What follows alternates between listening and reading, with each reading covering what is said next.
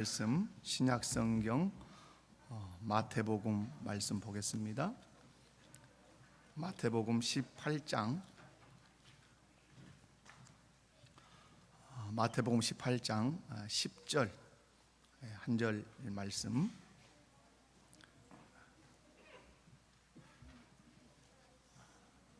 자, 찾으셨으면 제가 봉독해 드리겠습니다. 마태복음 18장 10절입니다. 삼가 이 작은 자 중에 하나도 없인 여기지 말라.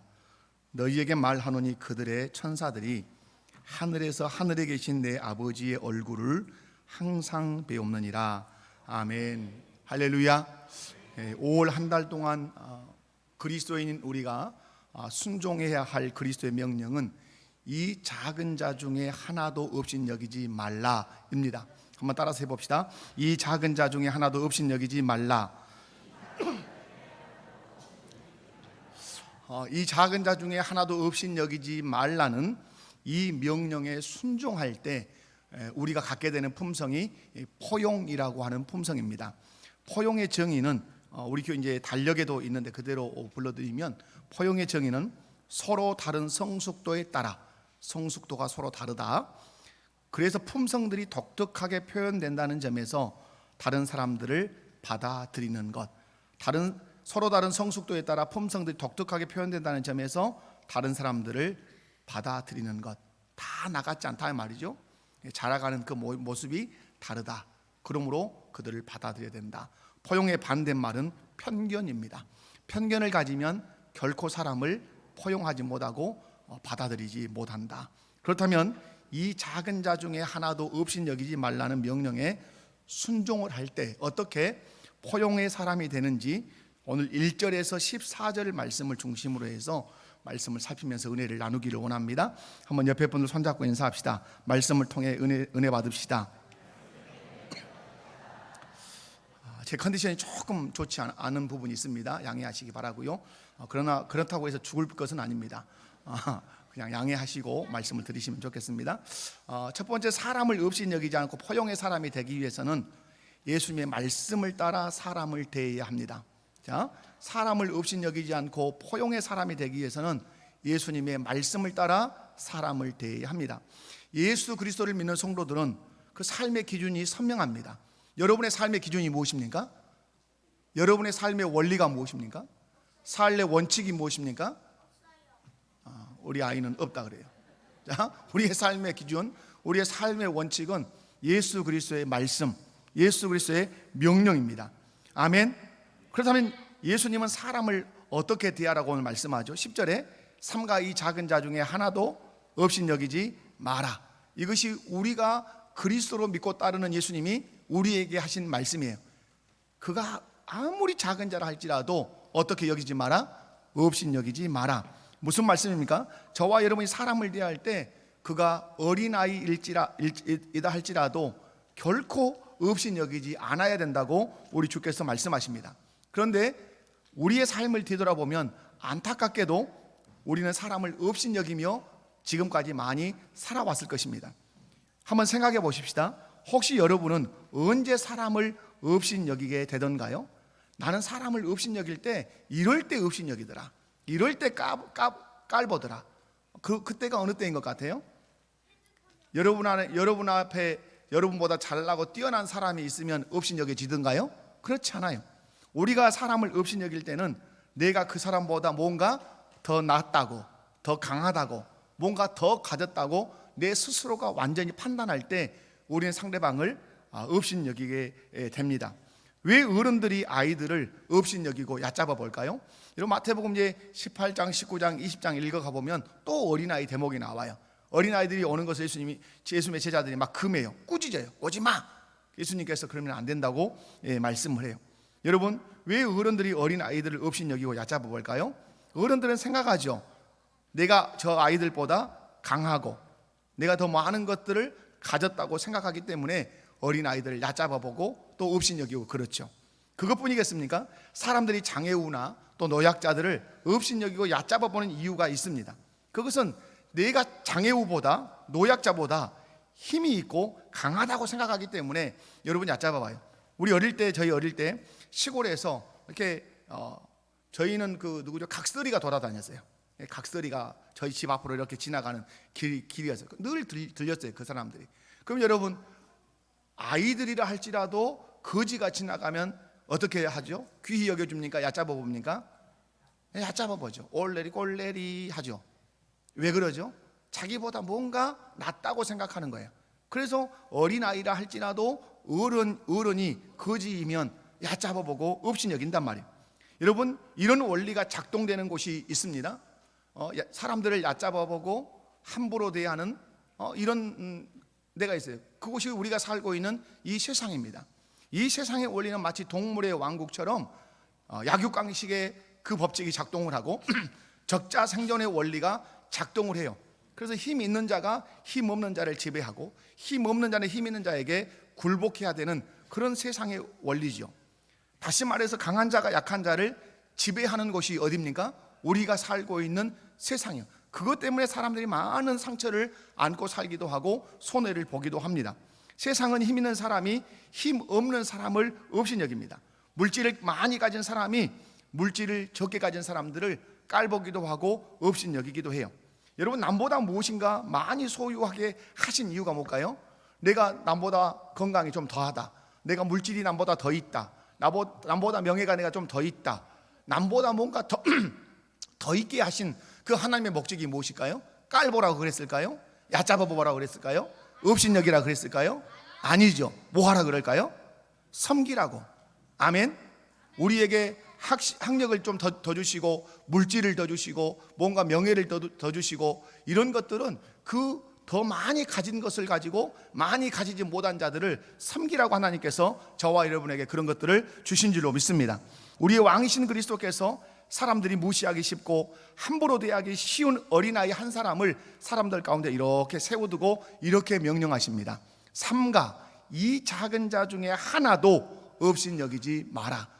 누구 하나도 업신여기면 안 된다는 거예요. 사랑하는 성도 여러분, 우리가 아무리 큰 권력이나 명예나 물질이나 학벌을 가졌다 할지라도 사람들을 업신여기지 않아야 하는 이유가 있습니다. 왜 우리는 지극히 작은 자라 할지라도 그 한 사람도 업신여기면 안 되죠? 그 이유는 우리의 왕이신 그리스도께서, 여러분의 주인이시고 왕이신 그리스도께서 백성된 여러분에게 명령하십니다. 삼가 이 작은 자 중에 하나도 어떻게 하지 마라, 업신여기지 마라, 이렇게 명령하셨어요. 그러므로 여러분은 신앙생활하면서 가정이 됐든 직장이 됐든 교회가 됐든 나보다 뭔가 부족함을 가지고 있는 그 사람들을 향해서 업신여긴다면 그리스도의 명령을 위반하는 것이고 그리스도께 여러분이 저항하는 것입니다. 여러분 예수 그리스도를 나의 왕으로 나의 주인으로 온전히 모셨다면 이 말씀이 여러분의 삶의 원리가 되셔야 돼요. 말씀 따라서 사람을 대한다. 그런데 우리 주님이 말씀했다. 이 작은 자 중 하나라도 업신여기지 마라. 그러므로 나는 사람들을 업신여기지 않고 도리어 어떻게 여기겠다? 귀히 여기겠다. 그런 의미에서 여러분 옆에 분들 손잡고 한번 말합니다. 사람을 업신여기지 않겠습니다. 그런데 우리는 내 기분대로, 내 상황과 형편에 따라 또 내 생각대로 사람을 대하려고 하는 본능이 우리 안에 있습니다. 나보다 약하게 보이고 나보다 가난하게 보이고 나보다 뭔가 배운 것이 적은 것 같고 그렇게 보이면 우리의 본성은 나도 모르게 그 사람 앞에서 우쭐대려고 하고 그 사람을 업신여기려고 하는 그 본성이 내 안에서 그냥 자연스럽게 흘러나오는 것을 우리가 쉽게 우리 자신의 모습에서 경험할 수 있죠. 그런데 우리의 왕이신 그리스도께서 명령하십니다. 누구에게? 나에게, 우리에게 명령하세요. 어떻게 명령하시죠? 삼가 이 작은 자 중에 하나도 어떻게 여기지 마라. 어떻게 여기지 마라. 업신여기지 마라. 세상은 아무리 물질이 없어서 업신여겨도, 병들었다고 업신여겨도, 노약자라고 업신여겨도, 장애우라고 업신여겨도, 못 배웠다고 업신여겨도 너희들만큼은 업신여기면 안 된다고 말씀해. 이것이 말씀대로 사람을 대하는 그리스도인의 삶의 방식이라고 하는 사실을 여러분이 잊지 않고 기억하시기 바라요. 그러므로 저와 여러분이 사람을 대할 때 내 기분대로 대하면 된다 안 된다? 안 되죠. 상황과 환경을 따라 사람을 대하면 된다 안 된다? 안 되죠. 세상의 분위기가 그러니까 그렇게 사람을 대하면 된다 안 된다? 안 된다는 거예요. 하나님 나라 백성들인 저와 여러분이 사람을 대할 때는 그가 어린 아이든, 그가 노인이든, 그가 장애우든, 그가 병든 사람이든, 그가 가난한 사람이든, 그가 학벌이 전혀 없는 무학자이든 예수님 말씀에 순종해서 사람을 대해야 돼요. 사람을 어떻게 여기지 마라? 어떻게 여기지 마라? 없이. 여러분 혹시라도 살아가시면서 업신여김을 당해보신 적 없으십니까? 저는 있어요. 업신여김을 당해본 적이 있단 말이에요. 그때는 여러분 얼마나 자존심이 상하고 수치심이 들고 모멸감이 들고 힘든지 몰라요. 뒤에서 설명하지만 그래서 오늘 본문 18장 1절에서부터 말씀을 쭉 읽어보면 그래서 어떤 단어가 나오죠? 실족이라고 하는 단어가 등장하는 것이에요. 사람을 업신여기면 내가 그 사람을 어떻게 할 수 있다? 실족시킬 수 있어요. 저와 여러분이 매사에 예수님의 말씀을 따라 사람을 대할 때 비로소 우리는 편견을 버릴 수 있어요. 지극히 작은 자라 할지라도, 가난해도 병들었어도 못 배웠어도 예수님은 그걸로 사람 대하면 안 돼. 그냥 사람을 업신여기면 안 된다는 그곳으로만 사람을 대해야 돼. 그러면 우리 안에서 떠나가는 중요한 의식 하나가 있죠. 뭐가 떠나가죠? 편견이 떠나가는 거예요. 가난하니까 라고 하는 편견, 못 배웠으니까 라는 편견, 병들었으니까 라는 편견, 노인이니까 라는 편견, 어린 아이니까 라고 하는 이 편견, 이 편견을 다 쓰레기통에 넣을 수 있는 것은 예수님의 말씀을 따라 사람을 대하는 거예요. 지극히 작은 자라도 업신여기지 말라고 하는 그 말씀으로 대하면 우리는 그 어떤 사람이 내 앞에 섰다 할지라도 편견을 버리고 그를 포용할 수 있어요. 받아들일 수 있다 이 말이에요. 그런 의미에서 우리 목포교회 모든 성도들은 사람을 대할 때 무엇 따라 대한다? 말씀 따라 대한다. 아멘. 그렇게 할 때 우리 심령과 우리 가정과 우리 교회 위에 나아가서 우리가 거하는 모든 곳 이외에 하나님의 나라가 충만하게 임하게 될 줄로 믿습니다. 옆에 분들 손잡고 한번 그렇게 인사합시다. 말씀을 따라 사람을 대합시다. 아멘. 아멘. 자, 두 번째로 사람을 업신여기지 않고 포용의 사람이 되기 위해서는 비교 의식을 멀리해야 합니다. 어떤 의식을 멀리하라고요? 비교 의식. 도덕을 제가 설명하려고 하는 게 아니에요. 성경의 근거를 가지고 말씀을 드려볼게요. 1절 말씀을 보면 그때의 제자들이 예수께 나와 이르되 천국에서 누가 큽니까? 천국에서 누가 큽니까? 라고 예수님께 제자들이 질문했어요. 여기서 눈여겨볼 말씀이 누가 큽니까? 더 강조점을 어디다 두고 보셔야 되냐면 누가라는 단어예요. 누가 큽니까? 여러분 무슨 말씀이냐면 내가 큰 사람이요, 저 사람이 큰 사람이요. 누가 저 사람과 내가 나중에 누가 큰 사람입니까? 여러분 이 말은 철저하게 뿌리를 어디에 두고 있죠? 비교 의식에 두고 있다 이 말이에요. 저 사람이 큰가? 내가 큰가? 여러분 이 세상이 슬퍼지는 이유가 뭡니까? 이 비교 의식 때문에 너무 슬퍼져요. 여러분의 남편을 다른 집 남편과 비교해요. 아니 더 비극적인 거죠. 여러분의 아내를 다른 집 아내와 비교를 해요. 이건 슬픈 가정이죠.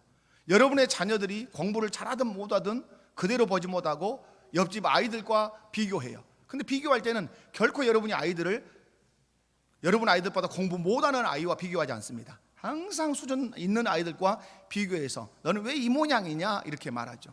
그 가정에 행복은 존재하기 어렵죠. 건강한 가정 공동체 이루기 어렵죠. 오늘 본문에서 누가 큽니까? 라고 제자들은 말해요. 어디에서 이 말이 나왔다고요? 비교 의식에서. 우리가 비교 의식을 갖는 순간부터 우리는 사람을 포용하지 못하기 시작합니다. 우리가 비교 의식을 가지면 가질수록 다른 사람을 받아들이는 능력이 현저하게 떨어집니다. 그리고 비교 의식을 가지면 그 사람을 받아들이지 못하고 도리어 경쟁 상대로 생각해서 대립각을 세우면서 살아요. 그 말씀이 마태복음 20장 20절에서 28절에 나와요. 기니까 제가 그냥 설명해 할게요. 예수님께서는 제자들과 함께 예루살렘으로 올라가십니다. 예수님의 계획 속에는 예루살렘에 올라가서 이제 붙잡히시고 팔리시고 고난당하시고 희롱당하시고 십자가에 죽으시고 피 흘려서 우리의 죄를 속죄하려는 하나님의 뜻을 이루려고 예루살렘을 향해서 가십니다. 그런데 세베대의 아내요 야고보와 요한의 어머니인 이 여인이 와서 예수님께 아주 중요한 청을 합니다. 이런 청은 아마 성경에서 처음이자 마지막이지 않을까 싶습니다. 나에게는 아들이 둘이 있습니다. 근데 그 아들이 당신의 제자입니다. 야고보가 있고 요한이 있는데, 당신이 지금 예루살렘에 올라가는 것은 로마를 정복하고 당신의 왕국을 이루기 위해서 올라가신 것 같은데, 당신이 왕이 되면 내 아들 야고보를 오른쪽에, 내 아들 요한을 왼쪽에 앉혀주십시오. 우의정과 좌의정을 싹 쓸어먹겠다는 거예요. 큰 자가 되게 해주십시오라고 청을 하지요. 이 사실을 누가 알죠? 이 사실을 재밌게도 제자들이 압니다. 그건 한번 읽어봅시다. 마태복음 20장 24절 한 장만 넘기면 찾을 수 있으니까, 마태복음 20장 24절 이렇게 기록하고 있죠. 다 같이 함께 시작. 10 제자가 듣고 그 두 형제에게 대하여 분이 여기는 두 제자가 청탁을 하고 10명이 남았어요. 그런데 두 제자가 어머니를 통해 청탁했는데 하나는 오른편에 하나는 왼쪽에, 큰 자리는 없어져 버리는 거예요. 그 다음에 이제 아랫자리죠. 이 사실을 10명의 제자가 듣고 콧구멍에서 스팀이 나기 시작하는 거야. 막 연기가 나기 시작. 전라도 말로 배가 나기 시작하는 거야. 혈압이 막 상승하는 거예요. 그래서 분이 여겼다 이렇게 말씀해. 무슨 말씀이냐면, 우리 중에 누가 큰 자가 되든지, 여러분 비교 의식에 우리가 사로잡히면 그때부터는 아무리 친밀한 제자 공동체 안에 속한 제자들을 할지라도 비교 의식을 딱 가지면, 누가 크냐 하고 비교하기 시작하면 그때부터 너와 나는 친구도 안 되고 동료도 아닌 경쟁 상대가 된다고 하는 사실이에요. 경쟁 구도가 생기면 그때부터 상대방을 받아들이지 못해요. 너와 내가 쟁취해야 되는 것은 하나인데, 너와 내가 경쟁해야 된다면 그 사람을 내가 받아들일 수 없어요. 포용할 수 없어요. 철저하게 대립하게 되고 서로 견제하게 되죠. 여기서부터 공동체의 불행은 시작되는 것이에요. 그러므로 여러분, 교회 안에서, 가정 안에서, 직장 안에서 여러분 자신을 슬프게 하고 여러분 자신을 자멸하게 하는 아주 나쁜 의식이 있습니다. 그것이 무엇입니까? 상대방과 나를 비교하는 것입니다. 근데 보통 비교하면 어떻게 하죠? 항상 내가 쪼다가 되는 거예요. 내가 바보가 되는 거예요. 늘 자기 자신을 깎아내리고, 그리고 자기를 자해해, 마음적으로 자해하고 그래요. 그러므로 여러분, 성경은 철저하게 우리에게 비교 의식을 버릴 것을 말씀해요. 이유가 무엇입니까? 하나님은 여러분 자신을 여러분 자신대로 고유한 특성으로 창조하셨기 때문에 그래요. 나는 나밖에 없어요. 아멘. 여러분, 이 세상에 모든 인류가 태어나지만 똑같은 지문이 있습니까? 존재하지 않아요. 내 지문은 내 지문, 나만 있는 거예요. 그런데 우리는 왜 저 사람의 지문은 그렇게 섬세한데 나는 이렇게 거칠까? 그런 건 없는 거죠. 그러면 안 되는 거죠. 여러분, 비교 의식을 가지면 분노하고 대립각을 세우고 경쟁하게 돼요. 그럼 그 공동체가 여러분 따뜻하겠어요? 아니면 쌀랑하겠어요? 무섭죠. 무서워요. 무서워. 이 문제를 해결할 수 있는 유일한 길이 있어요. 여러분, 비교 의식을 가지고 나를 학대하고 상대방을 경쟁의 상대로 생각하는 이 비참함에서 벗어나는 유일한 길이 있어요. 그게 뭐죠? 큰 자가 되려는 마음을 버리는 것이에요. 큰 자가 되려는 마음을 내려놓는 것이에요. 그리고 어린아이와 같이 자기를 낮추고 종의 자리에 서서 섬김의 삶을 살겠다고 다짐하고 또 그렇게 사셔야 해요. 그래야 여러분이 비교 의식에서 자유로워질 수 있고 사람과 관계가 자유로워질 수 있고 상대방을 마음껏 내가 포용하고 받아들이며 그와 좋은 관계를 맺을 수 있는 거예요. 어린아이와 같이 자기를 낮추고 종으로 섬김의 삶을 살 때 나타난 중요한 특징이 뭐죠? 어린아이와 같이 자기를 낮추고 종으로서 섬김의 삶을 살 때 그가 누구든지 어떨 수 있어요? 받아들일 수 있어요. 포용할 수 있어요. 그가 거렁뱅이여도 받아들일 수 있어요. 그가 부자여도 받아들일 수 있어요. 왜? 내가 누구로 서 있으니까. 종으로 서 있으니까. 섬기겠다는 마음으로 서 있으니까. 그가 어떤 신분이든지 그가 어떤 것을 소유하고 있든지 상관이 안 되는 거예요. 그래서 다 받아들여서 그를 섬기게 되는 거죠. 이런 삶을 사셨던 분이 바로 누구십니까? 예수 그리스도십니다. 예수님은 하나님과 동등되셨어요. 영광과 권능이 하나님 아버지와 차등이 있다 없다? 결코 차등이 없었어요. 그런데 빌립보서 2장을 읽어보면 사도 바울을 통해서 우리 주께서 자기 자신을 소개할 때 나는 하나님 아버지와 동등되려고 경쟁하지 않았다. 나는 동등됨을 취할 것으로 여기지 않고 도리어 나를 버려 사람의 모양으로 종의 형체를 입고 이 세상에 와서 내가 죽기까지 아버지의 뜻에 내가 복종했다. 내가 섬김의 삶을 살았다. 내가 낮은 자로 어린아이처럼 낮아졌다. 그래서 하나님 아버지의 뜻도 받아들였지만 이 세상에서 나에게 죄의 짐을 짊어서 나를 십자가에 못 박은 그들까지도 나는 다 포용하는 사람, 받아들이는 존재가 됐다고 성경이 우리에게 가르쳐 주고 있습니다. 포용의 사람이 되기 위한 중요한 방식은 그래서 여러분 비교하는 마음을 버리는 거야. 교회 안에서 여러분 비교하면 안 돼요. 아멘. 그것처럼 비참한 것이 없단 말이에요. 나는 나예요. 옆에 분들 손잡고 한번 인사합시다. 나는 납니다. 아멘. 여러분 옆에 집 남편이 아무리 멋있게 생겼어도 데려다 놓고 사이쇼 그러면 당신 또 죽어. 무슨 말인지 알았어요? 옆집 아내가 아무리 멋있고 뭐 아름답고 뭘 잘하는 것 같고 요리도 잘하는 것 같아도 당신은 한번 살아보시오. 살아보라 하면 당신 아이고 내 아내가 최고구나 아마 그럴 거예요. 분명한 사실은 나는 나예요. 하나님이 그렇게 지으셨어요. 비교하는 마음을 버릴 수 있는 유일한 방법은 다른 데 있잖아요. 비교하는 마음을 갖게 되는 건 뭐죠? 내가 주인이고 내가 왕일 때 항상 내가 비교해요. 삶의 주체니까. 그런데 비교하는 마음을 버릴 수 있는 유일한 방법은 예수 그리스도를 나의 왕으로 나의 주인으로 온전히 영접하고 나는 그분의 발끝에 앉아서 나는 당신의 종입니다. 당신을 섬기겠습니다. 당신이 하시는 모든 말씀에 나는 순종하겠습니다. 라는 그 포지션을 여러분이 분명하게 정하면 여러분은 옆에 있는 사람들과 비교하지 않게 될 거예요. 다른 사람들 경쟁의 상대로 결코 여기지 않을 거예요. 그리고 그들을 섬김의 대상으로 여러분이 받아들이고 종처럼 섬겨서 관계를 건강하게 할 뿐만 아니라 우리가 속한 공동체를 하나님의 나라가 되게 하는 놀라운 역사를 누가 이루죠? 내가 이루게 될 거예요. 여러분이 이루게 될 거라 이 말이에요.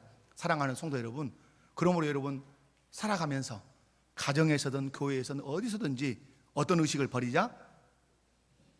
은혜를 엄청 많이 받고 계시군요. 자, 옆에 분들 손잡고 한번 인사합시다. 비교 의식을 버리겠습니다. 혹시 여러분 옆에 아내가 앉아있고 남편이 앉아있다면 그렇게 말해 줍시다. 손잡고 여보 이제 비교하지 않을게. 다 따로 앉았죠. 이게 비참해. 여보 비교하지 않을게요. 비교가 막 이게 움푹 올라와요. 그죠? 올라오지만 말씀 앞에 서면 다시 그 의식을 꺾어내리는 것이죠. 비교 의식을 버리면 그리고 버리기 위해서 예수님을 나의 왕으로 모시고 내가 그분의 종의 자리에 서면 나는 사람들을 그 있는 대로 바라보고 내가 그 사람을 포용하고 수용해서 그들을 섬겨서 그와 나의 관계가 좋아질 뿐만 아니라 그와 내가 속한 공동체를 건강한 교회 공동체로, 가정 공동체로, 직장 공동체로 만들어가게 될 줄로 믿습니다. 세 번째로는 사람을 업신여기지 않고 포용의 사람이 되기 위해서는 좀 길어요. 크고자 하는 마음에서 돌이켜 자신을 낮추는 사람이 되어야 돼요.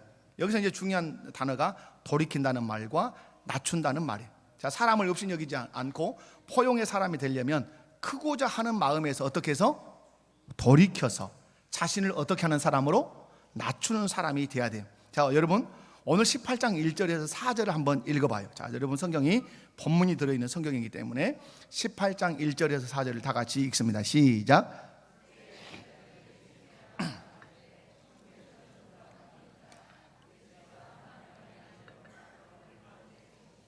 이르시되 진실로 너희에게 이르노니 너희가 돌이켜 어린아이들과 같이 되지 아니하면 결단코 천국에 들어가지 못하리라. 그러므로 누구든지 이 어린아이와 같이 자기를 낮추는 사람이 천국에서 큰 자니라. 천국에서 큰 자니라. 돌이켜 어린아이같이 자기를 낮추면 천국에서 어떤 자니라? 큰 자다. 자, 지금 제자들의 관심은 온통 어떤 사람이 되는 거예요? 큰 사람이 되는 거예요. 좌의정이 되고 우의정이 되고 정치적인 거물이 되고 싶은 거예요. 심지어는 예수님이 왕으로 다스리는 그 천국에 들어가서도, 물론 천국에 대한 오해가 있지요. 천국에 들어가서도 어떤 사람이 되고 싶다? 큰 자가 되고 싶은 거예요. 여러분, 여러분의 자녀들 큰 자가 되고 싶죠? 그렇게 하기 위해서 과외시키고 학원도 보내시죠? 분명히 여러분 큰 자가 되어야 합니다. 그러나 오늘 성경은 그 큰 자의 목적이 어떠함이어야 합니까? 섬기기 위해서. 공부 잘해서 돈 벌면 그걸로 섬겨라. 공부 잘해서 어떤 큰 명예의 자리에 오르면 그걸로 섬겨라. 그러면 여러분이 정상적인 사람이에요. 야, 동창회 가면 좀 자랑 좀 하자. 멋있는 세단 끌고 쫙 가서 좀, 야, 어깨 좀 훅가시 좀 넣어보자. 이건 아주 배려먹은 사고 방식이죠. 여러분, 제자들은 높은 자리에 앉아서 권세를 부리고 싶은 마음으로 가득해요. 이 사실을 아신 예수님께서 한 어린아이를 불러서 그들 가운데 세우세요. 우리 지금 이렇게 주일학생들 이렇게 예배드리잖아요. 한 아이를 불러서 딱 세우시고 말씀해요. 뭐라고 말씀하죠? 너희가 돌이켜. 너희가 어떻게 하여? 돌이켜 어린 아이들과 같이 되지 아니하면 결단코 어디 못 들어간다? 천국에 못 들어간다. 그러므로 누구든지 이 어린아이와 같이 자기를 어떤 사람이 낮추는 사람이 천국에 들어갈 뿐만 아니라 천국에서 어떤 자다? 큰 자다. 이렇게 말씀해요. 왜 사람들은 권세를 가지고 높은 자리에 앉고 싶어 할까요? 생각해 봐요. 이제 머리를 회전을 좀 시켜서 왜 여러분 사람들은 높은 자리에 올라서 권세 있는 자리에 올라서 명예 있는 자리에 올라서 그렇게 살고 싶을까요? 여러분은 왜 자녀들을 높은 자리에 할 수만 있으면 대통령이라도 되게 하고 싶죠? 그렇죠? 장관도 되게 하고 싶고 뭐 판사도 뭐 다 되게 하고 싶죠? 그러면 그 마음이 밑에가 뭐가 있냐 이 말이야. 그걸 검사해 내서 답을 하나님 앞에 내놓아야 돼요. 왜 그렇게 높은 자리를 추구하고 권세의 자리를 추구하는가? 다른 건 아니에요. 그것은 큰 사람이 되면 내 아래서 알아서 기는 사람들이, 알아서 섬기는 사람들이 많아져요, 적어져요? 적어져요. 많아져요. 그리고 내가 우쭐될 수 있어요. 그게 우리의 정욕 안에 깔려있는 중요한 큰 자 되고 싶은 마음이에요. 이런 사람들은 섬김을 받으려는 마음이 너무너무 강력해서 높은 자리에 딱 올라가면 자기보다 연약한 사람들을 업신여겨요. 결국은 그들을 실족하게 해요. 그리고 그들을 어디로 막 그러죠? 오늘 말씀해 보면 그들로 하여금 마음에 큰 상처를 남기죠. 이런 사람들을 향해서 예수님은 이렇게 말씀해요. 오늘 6절에서 7절을 한번 읽어봅니다. 6절 7절 시작. 누구든지 나를 믿는 이 작은 자 중 하나를 실족하게 하면 차라리 연자 맷돌이 그 목에 달려서 깊은 바다에 빠뜨려지는 것이 나으니라. 실족하게 하는 일들이 있음으로 말미암아 세상에 화가 있도다. 실족하게 하는 일이 없을 수는 없으나 실족하게 하는 그 사람에게는 화가 있도다. 아멘. 여러분, 뭔가 많이 배웠다, 어떤 내가 높은 자리에 올라 있다, 뭔가 세상의 일반적인 사람보다 뭔가 내가 더 가지고 높은 자리에 있다면 조심해야 돼요. 내가 어떠할 수 있구나. 사람을 실족하게 할 수 있구나. 실족이란 게 뭐죠? 주님으로부터 떠나게 할 수 있다 이 말이에요. 실족하게 할 수 있어요. 근데 오늘 말씀해 보면 그런 사람에게는 뭐가 있도다? 화가 있도다. 벌이 있도다. 이렇게 말씀해요. 실족하게 하는 일이 없을 수는 없어. 우리가 완전하지 않으니까 실족하지 않게 하는 일이 없을 수는 없으나 실족하게 하면 그러나 뭐가 있을 거다? 화가 있을 거다. 자신이 크고자 하는 마음 때문에 다른 사람들을 업신여겨요. 깔봐요. 결국 그렇게 업신여김을 당하고 깔봄을 당한 사람은 마음에 상처를 입고 실족해요. 그래서 누구로부터 떠나버리죠? 주님으로부터 떠나버린단 말이에요. 그런 사람에게 주님이 엄중히 경고해요. 네가 가진 권세로, 네가 가진 물질로, 네가 가진 명예로, 네가 가진 학벌로 작은 자를 업신여겨서 실족하겠다면 너 화가 있을 거야. 화가 있을 거야. 그러면 그 화가 뭔가? 오늘 8절 말씀을 볼까요? 8절 말씀은 그 화를 설명해요. 여러분, 영생에 들어가는 것이 두 손과 두 발을 가지고 어디에 던져지는 것보다, 영원한 불에 던져지는 것보다 나으니라. 9절에 또 말씀해 끝에 영생에 들어가는 것이 두 눈을 가지고 지옥불에 던져지는 것보다 나으니라. 그러면 여러분, 자기가 무언가를 가지고 권세 있는 자리에서 물질을 가지고 명예를 가지고 누군가를 지극히 작은 자를 없이 여겨서 그로 실족하게 했다면 화가 있는데 너 어디로 갈 거야? 너 지옥불에 던져질 거야. 그러면 이 화는 이 세상에서 가장 큰 뭐예요? 가장 큰 화죠. 가장 큰 벌이죠. 사랑하는 성도 여러분, 그런데 예수님은 말씀하죠. 크고자 하는 그 사람, 크고자 하는 사람에게 엄중한 실수가 실족하게 하고, 실족하게 하면 화가 있고, 화가 있어서 지옥불에 던져질 것이기 때문에 주님은 그 결말을 아시니까 외치시는 거예요. 돌이켜라. 크고자 하는 마음에서 돌이켜라. 이 돌이킨다는 말이 어떤 뜻일까요? 그냥 말 그대로예요. 돌아서라. 크고자 했던 것을 목표 삼고 네가 뭔가 권세 부리고 뭔가 사람들 앞에서 알아서 사람들이 내 앞에서 기기를 이렇게 엎드리기를 바랬던 그 마음에서 이제 돌이켜야 돼. 그래야 네가 사람을 업신여기지 않을 수 있어. 돌이켜서 너 다짐해. 누구같이 되겠다고? 어린아이같이 되겠다고, 종이 되겠다고, 섬기는 사람이 되겠다고. 그래야 네가 사람을 업신여기지 않고 사람들을 받아들이고 포용해서 네가 섬겨서 네가 지옥이 아닌 어디에 들어갈 수 있어? 영생을 얻어 천국에 들어갈 수 있다고 우리에게 말씀을 하세요. 그렇다면 어린아이와 같이 자기를 낮춘 사람이 누구냐 하는 거죠. 여러분, 어린아이가 자기를 낮춘다는 중요한 특징이 뭐죠? 그것은 예수님을 나의 주인으로, 나의 왕으로 영접하는 것이에요. 지금까지는 내가 누구였는데? 내가 왕이었어요. 큰 자가 되어서 내가 사람들을 업신여겨 내 마음대로 했어요. 그런데 예수님의 말씀을 듣고 이제 돌이켜야 되겠구나. 돌이켜서 내가 왕의 자리에서 내려오고 그 왕의 자리에 누구를 모시는 거죠? 예수 그리스도를 모시는 거예요. 그리고 나는 그분의 발끝에 앉아서 내가 당신의 종입니다. 이것이 겸손의 사람이고 이것이 예수님을 따르는 제자의 모습이라 이 말씀이죠. 예수님을 나의 주인으로 영접한 사람은 내가 포용하고 싶은 사람을 포용하고 내가 업신여기고 싶은 사람을 업신여기지 않아요. 예수님을 인격적으로 나의 주인, 나의 왕으로 받아들인 사람은, 자기를 어린아이처럼 낮춘 그 사람은 나의 주인 되시고 나의 왕이 되신 예수님께서 받아들이라고 하는 사람, 포용하라고 하는 사람, 그 사람을 받아들여요. 아멘이십니까? 여러분은 사람을 받아들일 때 어떤 기준으로 사람을 받아들이셨습니까? 어떤 가치관으로 사람을 여러분 마음에서 내밀었습니까? 처음에 말씀드린 것처럼 우리는 내 생각으로, 내 상황과 환경으로, 내 기분을 따라서, 내 감정을 따라서 어떤 사람은 밀쳐내고 어떤 사람은 받아들일 때가 많아요. 그래서 그것으로 인해서 누군가를 업신여길 때가 많다 이 말이에요. 그런데 오늘 우리 주님은 말씀해요. 그렇게 하면 안 된다.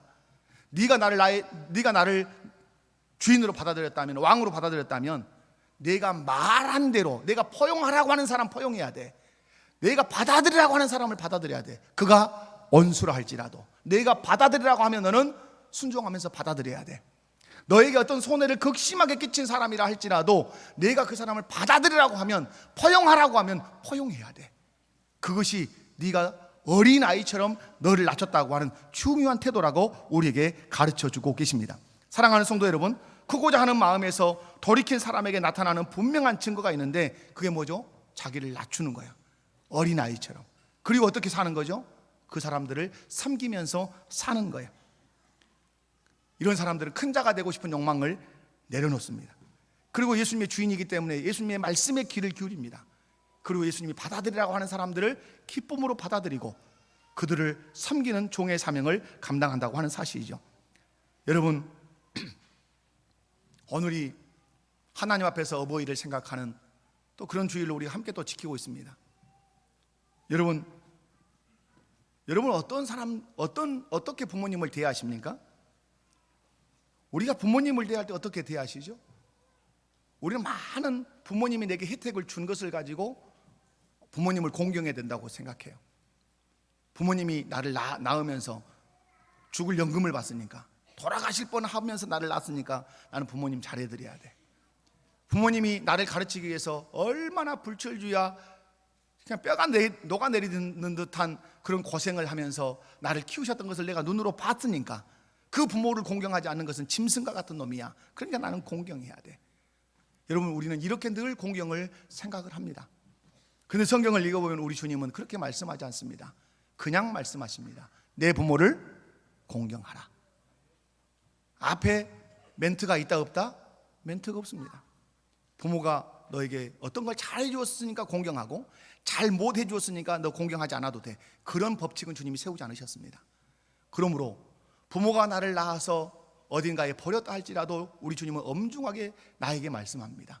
네 부모가 너를 낳아서 너를 버렸다 할지라도 나는 너에게 말한다. 내가 너의 주인이고 너의 왕이라면 너는 내 말에 순종해라. 내 부모를 어떻게 하라? 공경하라. 예수님을 진실로 주인으로 왕으로 받아들인 사람은 마음에 괴로움이고 아픔이 있지만 왕이신 주님이 기뻐하시는 그 일이기 때문에 그 갈등을 딛고 고백하죠. 내 주님 그렇게 공경하겠습니다. 그래서 내가 주님의 백성인 것을, 주님의 제자인 것을 나를 버린 그 어머니 앞에서, 나를 버린 그 부모 앞에서 내가 확연하게 내가 증거하겠습니다. 이렇게 고백하고 이렇게 살아가는 것이죠. 사랑하는 성도 여러분, 우리가 사람을 받아들이고 거절하는 것이 거의 내 감정에 치우쳐 있을 때가 많아요. 그래서 그 원수는 끝까지 원수가 되는 경우가 많아요. 그런데 오늘 우리 주님이 말씀합니다. 그 사람이 지극히 작은 자일지라도 왕이신 예수님이 받아들이라고 했다면 그 사람을 포용하고 그 사람을 받아들이고 그 사람을 섬겨라. 그래서 자신이 내가 영원한 불 지옥불에 들어갈 사람이 아니라 영생을 얻어 천국에 들어갈 사람이라고 하는 사실을 네 스스로 한번 증명해 봐라. 그렇게 해서 네가 속한 가정을, 네가 속한 교회를, 네가 속한 직장을, 네가 속한 삶의 모든 영역들에 하나님의 나라가 임하게 하라고 우리에게 명령하십니다. 말씀 맺습니다. 사람을 업신여기지 않고 포용의 사람이 되기 위해서는 우리가 사람을 대할 때 무엇 따라 대해야 된다? 주님의 말씀 따라 대해야 될 줄로 믿습니다. 그리고 우리는 늘 사람을 기재게 합니다. 자식들을 비교하고 남편을 비교하고 아내를 비교하고 교회를 비교합니다. 그런데 우리 주님 말씀합니다. 비교의식을 버려야 된다. 비교의식을 갖는 순간 너는 그와 경쟁관계를 갖게 될 것이고 대립각을 세울 것이고, 그리고 그 사람을 포용하고 받아들이지 못해서 결코 네 심령의 천국도, 네가 속한 공동체의 천국도 하나님 나라도 이루지 못하게 될 거다. 비교하지 마라. 그 사람을 있는 그대로, 그 사람의 그 성품을 있는 그대로 받아들일 것을 우리에게 요구하십니다. 그리고 크고자 하는 마음을 이제는 내려놓고 거기서 돌아서라고 말씀해. 지금까지 내 성공은 크고자 하는 것이었다. 그렇다면 이제는 거기서 돌이켜라, 돌아서라. 그리고 예수님을 왕으로 온전히 모시고 이제는 어린아이처럼 낮아져서 종의 자세로 섬기며 살 때 네 마음에도 평안이 있을 것이고 네가 속한 가정과 교회에도 하나님 주신 샬롬의 은총이 있을 것을 우리에게 교훈하십니다. 오늘 하나님 앞에서 어린이를 생각하고 하나님 앞에서 어버이를 생각하는 이 주일에 사람을 업신여겼던 삶이 있었다면 회개하시고 이제부터는 예수 그리스도가 내 왕이고 주인이시다는 사실을 기억하고 그분의 말씀을 삶의 원리로 든든하게 붙들고 작은 자 중 하나도 업신여기지 않는 그런 하나님 나라 백성의 삶을 살아서 하나님께 영광을 돌리고 여러분의 모든 공동체가 건강해지기를 주님의 이름으로 축원합니다. 다 같이 자리에서 일어나십시다.